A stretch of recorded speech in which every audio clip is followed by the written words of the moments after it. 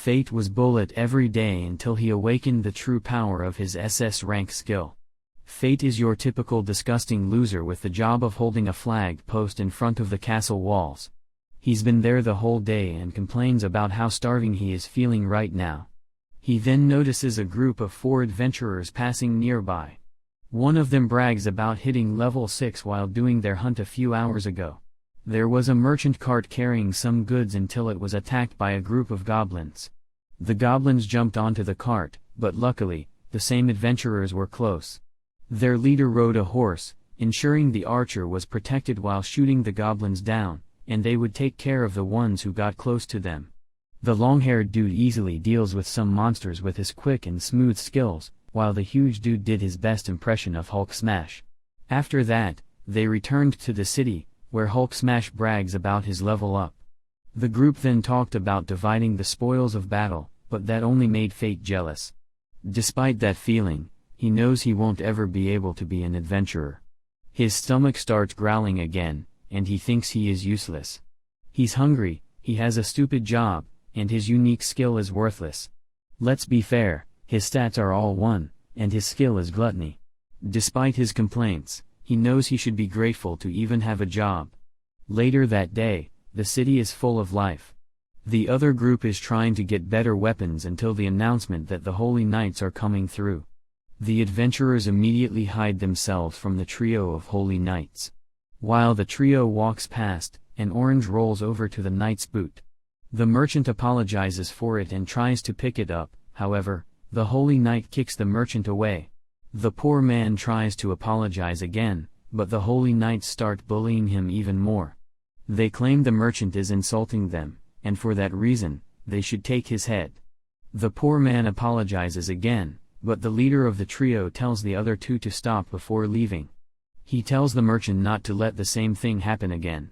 The trio walks away, calling the old man lucky. The group of adventurers were watching everything, but they find it hard to believe that Lady Roxy is a holy knight like them. We return to our useless Fate, who's still complaining about his hunger. Luckily, his shift is almost over until the trio arrives. They ask if Fate did a proper job to fill in for them today. Fate lowers his head and confirms he did. The leader of the trio then drops a few coins on the floor as payment and tells Fate to pick it up. Fate complies and slowly starts picking the coins. Yet one of the Holy Knights steps on his hand. He starts insulting Fate, saying that he is so filthy that he didn't notice him, and as you expect, Fate is a bullied person who has no way to fight back. His stomach makes noise again, making the leader of the trio mad. He claims that this noise makes it seem like they don't feed him. They ask if Fate is trying to embarrass the Viek family and kick him away. The guy kicks Fate a few more times, and the girl joins in. She starts calling Fate's skill useless and says that he only survives because they give him money. In his mind, Fate explains that in this world, everyone's worth depends on the special power they got from gods. They call them skills. The trio leader claims that if Fate slacks off, the result will reflect on them, his employers. The guy then orders Fate to get up, but when he tries, the other guy steps on his face and asks him to hurry up. They increase their bullying, claiming that he needs to be disciplined for failing to comply with orders. However, a voice from afar tells them to stop. This is the famous Lady Roxy Hart. She complains in her elegant way that holy knights shouldn't abuse the people they swore to protect.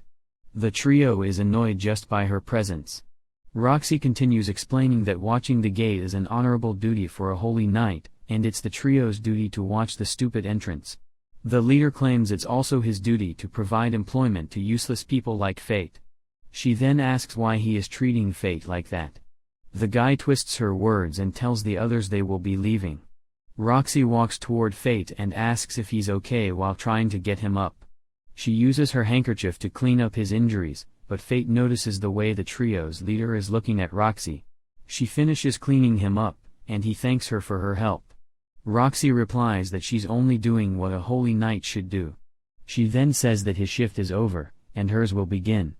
Fate gives her the pole, and Roxy asks him to tell her if the trio continues to do the same bullying. Fate replies that he's already used to it and leaves. Later at night, Fate is in the bar thinking about Roxy's words. But Fate knows that the trio might take revenge on her, so he decides not to involve her in this thing. The bar owner comes to him and asks if the trio did the same as usual. He tells Fate if this keeps up, he will end up like the last guy. He says the trio gives their employees endless abuse and brutal labor, but they cannot prove it because the former employees didn't live enough to tell. Fate ignores the advice and thanks for the meal. The bar dude then says he will pray so that Fate doesn't end up like that. Meanwhile, Fate walks on the streets, and his stomach is making noise again. Turns out his skill allows him to be always hungry. He calls that skill stupid and wishes he could have been born with something more useful, not something that allowed him to become a holy knight, but something that could allow him to be a warrior, merchant, or craftsman. And that's the reality of this world. If his skill is trash, he will also be considered trash. Fate then suddenly stops and notices some thieves climbing up the walls. He starts running back to alert Roxy about the situation. Upon hearing the news, Roxy gives him the pole and says she will apprehend the thieves. He wishes her good luck, and she heads inside. Fate hears blades clashing and screams until they suddenly stop. He then sees from the distance an injured thief. Fate starts to run away, but he stops after remembering that Roxy trusted him with this. He decides to confront the thief head-on and uses the spear pole to send him to the next life. Suddenly, everything around Fate starts to get dark. He hears a voice saying that his gluttony skill has been activated and that his stats are being updated. When he checks them, he sees that every single one is over 100. He also gained 2 new skills, Identify and Telepathy. He's still confused that his skill activated and drops the pole. He doesn't understand what just happened. Roxy then comes running toward him to check if he got hurt by the thief. She notices that he doesn't look well, and she is worried. She never said that, but Fate managed to read her thoughts. He claims he isn't hurt and hears her thoughts again when she expresses relief. She then says that she will have to report the situation to her superiors, but Fate is more confused because he cannot hear her thoughts anymore. Fate tells her to take the credit all to herself because the trio would cause problems if they knew he dealt with a thief. She decides to thank him for helping her succeed in her duty and asks if he would like to work for her family. She tells him that he will meet his end if he keeps working for the trio, so he should work for her family, who would treat him fairly. Fate starts to consider the situation. Does he want to continue being treated like trash, or does he want to have a bright future by working for Roxy? Well, he then says that if he doesn't do this job, another guy will come and suffer the same. Roxy explains the Holy Knights need to guard the entrance, not other people. In the end, he agrees to work for her. He heads back home and is still confused by his status changes. He doesn't know what his new skills are but thinks that telepathy is what allowed him to hear Roxy's thoughts. He then starts to worry about his gluttony skill activation and what's going on with his body, but he quickly brushes it off because he can now beat monsters. Probably the next day, Fate goes to the shopping street and starts looking for a weapon. However, his budget is only 2 coins.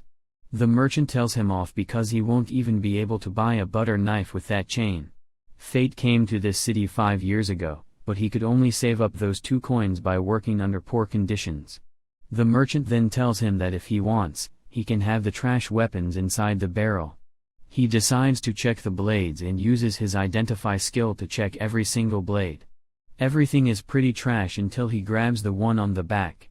He identifies it and thinks this blade is filthy and is being treated like trash, just like him. Suddenly, the sword starts talking. Fate starts to panic but tries not to make a scene. His skill allows him to know the name of the sword, Greed. The sword then tells him that if Fate buys it, the sword will make him stronger. The sword then calls him Gluttony. Fate is confused about how the sword knows. The sword explains they have a lot in common. Fate then makes his decision and buys the sword. Meanwhile, the trio is complaining because Roxy is trying to hire Fate without asking them. The girl wants to teach Roxy a lesson, but their leader couldn't care less. After all, there are more people who need a trashy job.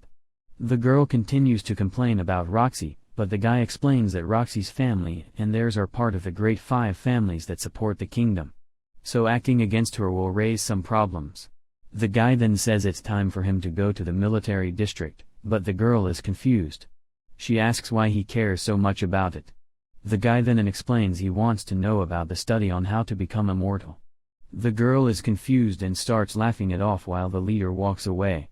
Meanwhile, Fate goes to the outskirts of the city with his new sword. The sword keeps repeating his name just because it wants to memorize it. The sword then says that enemies come, and Fate starts to panic. A goblin jumps on him, but Fate's eyes change, and he slices the goblin in one slash. The other voice speaks again, explaining that gluttony was activated and will increase his stats. He also gained the strength boost skill. Fate is confused that this happened again, but there are more goblins around. Greed starts laughing and explains that goblins always appear in groups. They all dash to attack Fate, but he manages to parry and slice them one after one. His gluttony skill keeps activating every time he defeats a goblin. A few hours later, Fate finally manages to defeat hundreds of goblins. He now has a few more skills, but his stats are now crazy. His lowest stat is nearly 500, and his strength is triple of that. Greed then asks if Fate stopped being hungry. Fate is initially confused, but he realizes that his stomach never made noise today. Fate then asks Greed what this is all about. He thought that people could only have the skills they were born with. Greed explains it's all because of gluttony. Normally, people must fight and win battles to increase their stats or level up.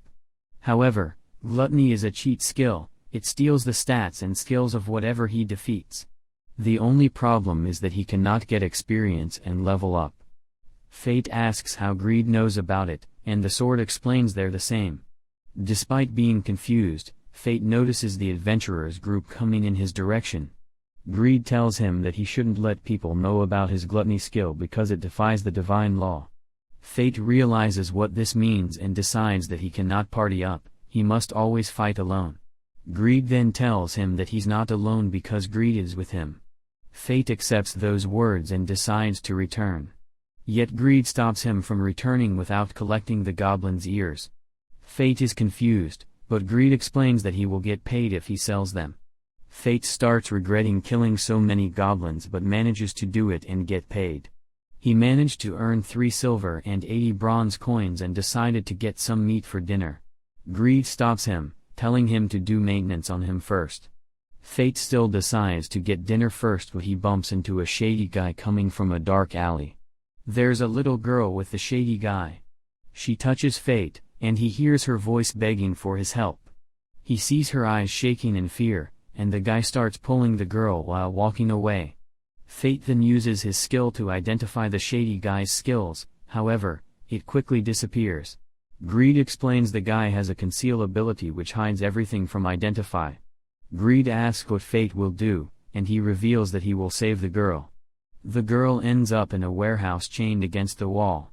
The guy starts mocking her, telling her that she will become a toy for the holy knights. Fate is watching closely, but Greed stops him from moving. Greed explains that the guy is stronger than him and that he should turn away.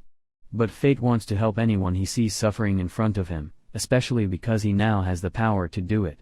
Watch this next video.